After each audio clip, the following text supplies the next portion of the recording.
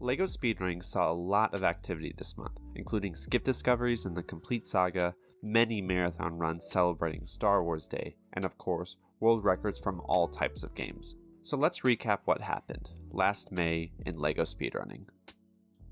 With the latter league ongoing, LEGO Star Wars The Complete Saga is as active as ever in the last couple of months. Because of this month has seen a lot of new development in currently known strats, as well as completely solving some previous issues that happened in runs. Thanks to P53's discovery of how panel softlocks happen, a couple of dedicated people were able to solve a way to avoid them with almost 100% consistency in any percent runs. On the 22nd, Super released a tutorial where he explained how to successfully avoid the Cloud City Trap and Bespin panel softlocks in episode 5, just by avoiding building the card at a certain time in Echo Base, which successfully manipulates the game's memory to never softlock the aforementioned panels. What this discovery achieves is the ability for runners to look at their lifesteal timer and see when exactly they can and can't build the card in order to not softlock, which makes the chance of run kill in the last two splits way lower. On the 30th, a similar method was also made public on how to avoid the Droid Factory softlocks in episode 2. This is achieved by losing as little time as possible in the last 3 rooms of Camino. While this one is not 100% consistent due to the RNG, it is certainly a big help to know that as long as you don't lose a lot of time, you will never softlock. The Droid Factory softlocks are covered in a tutorial made by me. Both of the tutorials and the spreadsheets can be found in the description. And big shoutouts to Super, Chimkin and P53 who all worked together to solve this stuff. This wasn't the only discovery this month though. In fact, far from it. On the night of the 28th and the early morning of the 29th, a group of runners, Chimkin, Zach, Flaming Lizard, Zoda and P53, went on a mission to solve one of the biggest time saves currently not won in runs, Chimkin Box and Death Star Escape, which allows to skip the whole Ripmore section and the part of pre-Ripmore. It started with Chimkin finding a setup for the clip itself, which was then adjusted a little bit more to be more consistent. Flaming Ninja then managed to get a 3 minute and 22 second practice segment during this strat, saving an astonishing 18 seconds to the current community goal of the level. However, the movement out of bounds still had to be solved due to how difficult it was to do. Zoda was however quick to realize that the movement is much easier when doing it on 40Hz instead of 60Hz, due to it making the collision of the door way more forgiving. Zoda has since then posted his setup and managed to pull it off 8 out of 24 attempts, which considering the consistency of this trick before, is huge. By no means is the trick 100% run viable yet, but it is fair to say that this will be used in runs sooner than later.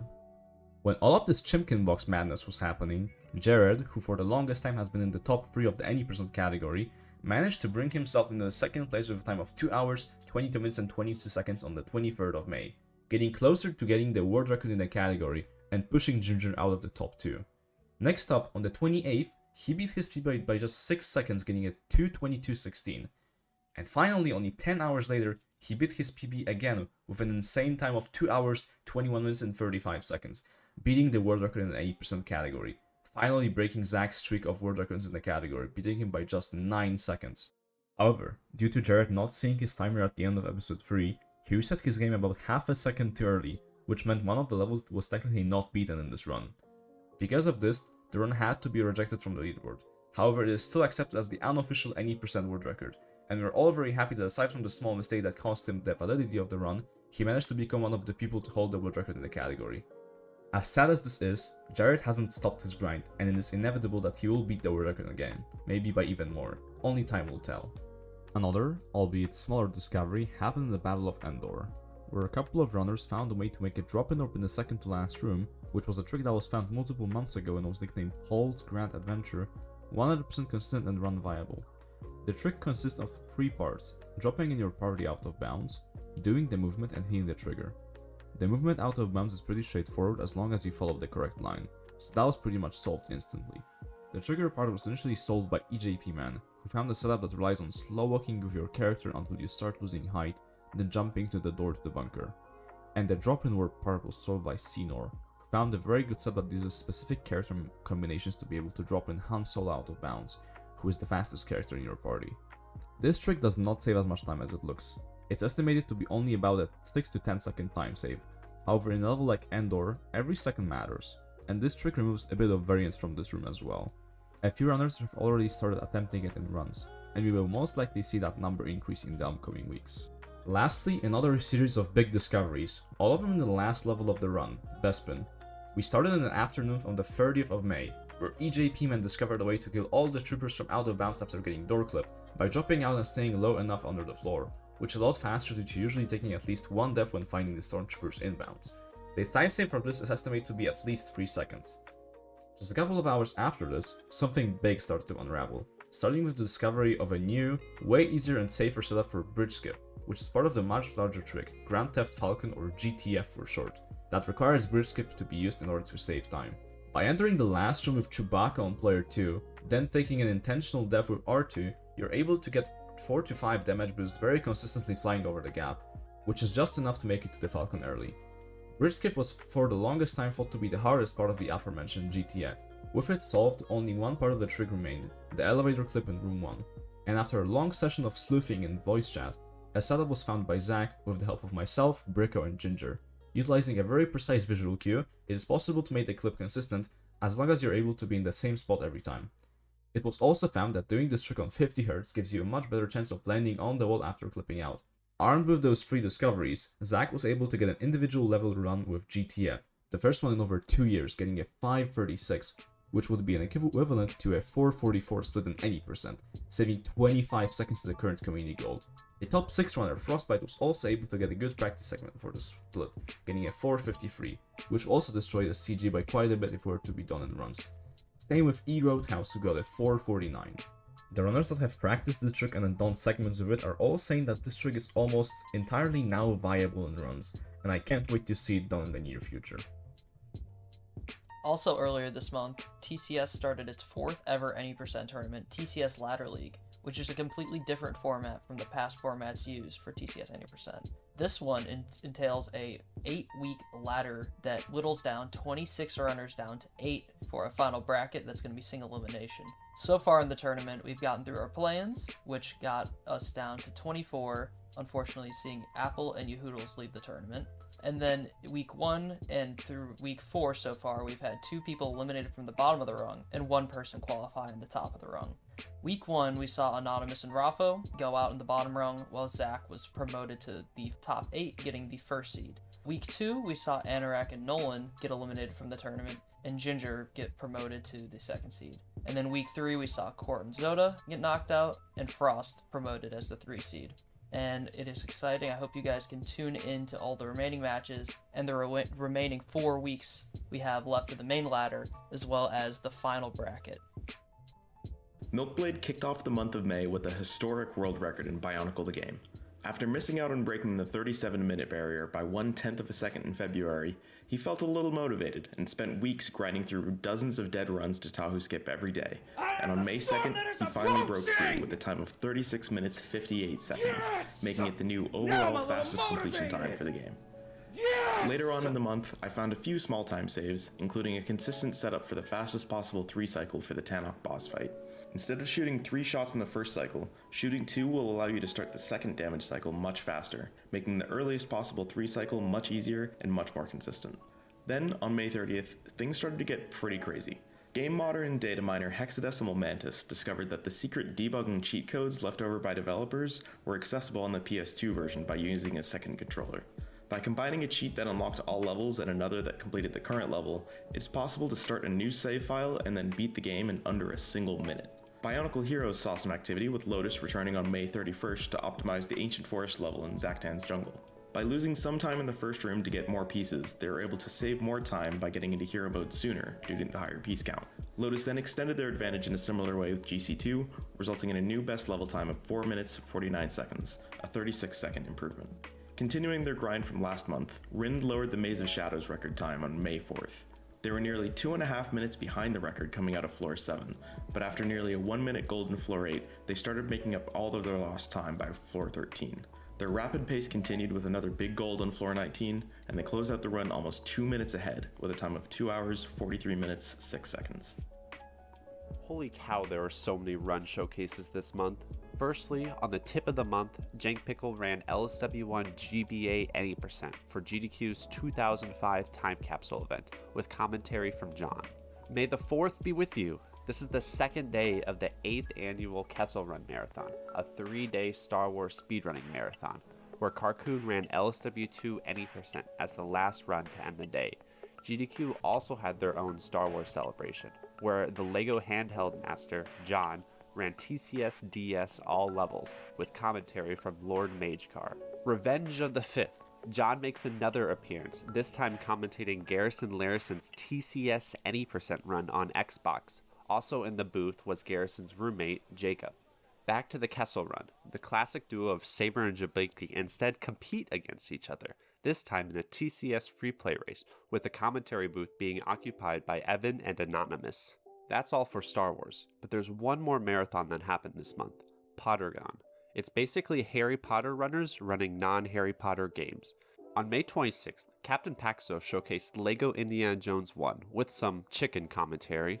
Then immediately after Paxo's run, we've got Origin of Chaos running Pirates of the Caribbean Any%, one of the most goated games in my unbiased opinion. It's always great to see LEGO getting more attention within the wider speedrunning community. And as always, VODs of all of these amazing runs are in the description, so be sure to check them out and follow the runners. LEGO Star Wars 2 saw a vote for switching the boards to load remove time for the PC version of the game this month. This change means that two major PC milestones have now been broken, with Carcoon holding the first sub-140 PC run with a 1:38.49, and Saber holding the first free-play sub-40 PC time with a 39.42. Saber has also been busy this month and improved the free-play record on GameCube down to a 42.17, beating the previous record by 46 seconds. Harry Potter Years 1 through 4 also saw a new co-op world record, with myself and Seed taking the All Crests no-cut co-op record with a 2:25.50. This was our first run in the category, but it turned out just over 3 minutes quicker than the current solo world record, despite having a couple of mishaps here and there. LEGO Harry Potter Years 5 through 7 saw a return of former world record holder Flaming Laser to retake the Any% no-cut and standard records. Over the 25th of May, Laser got a 53.48 no-cut time, followed by a 52.13, and finally took the record with a 51.49 on the same day. Laser also improved the standard record on this day to a 1:30.43. Wow, an incredible month for LEGO Incredibles. Probably the biggest month for the game since March last year, where it got torn apart during the monthly challenge. Stay tuned for updates on that, by the way. As Seed's free play extravaganza continued, he was on to LEGO Incredibles next, and with ease smashed the record by around a minute and a half. This was also the first run to use the load remover. Seed then had a look at the Any% run once again and found a huge skip in the final level of the game that utilizes VSync launchers to hit an out of bounds trigger and skip a massive section, resulting in around 2 minutes of time save. All on the 18th of this month, he cranked out 5 new world records, 4 in the no-cut category and 1 in standard. His first no-cut run was a 7:16, shaving off a minute and a half of the previous record. He then proceeded to shave off 22 seconds, then 5, and then a final 2, bringing his time down to a 6:46. To end things off, he took one for the team and did a standard run with a final time of 16 minutes and 10 seconds, shaving off around 8 minutes off the last record. Incredible work, Seed. This is the game that keeps on giving.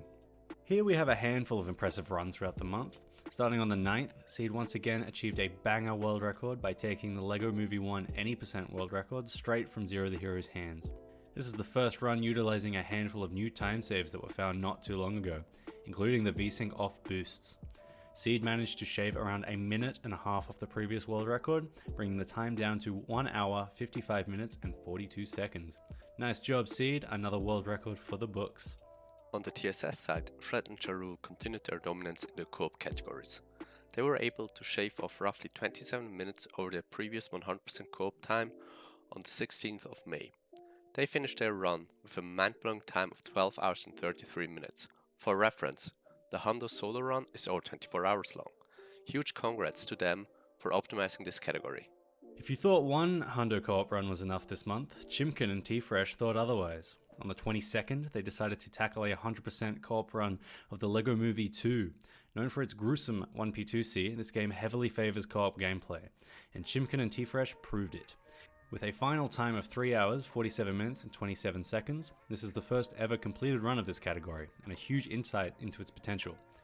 As they both said, it was far from a perfect run, but it was definitely hyped to see it get done. We imagine they won't be done with this category just yet, but there are no plans in the near future for another run. But maybe something spontaneous will occur, who knows. Nice work, boys. It's awesome to see some action in this category. Next up, our very own Andre decided to pop off a bit this month and beat the LEGO Island Extreme Stunts 80% world record on Game Boy Advance.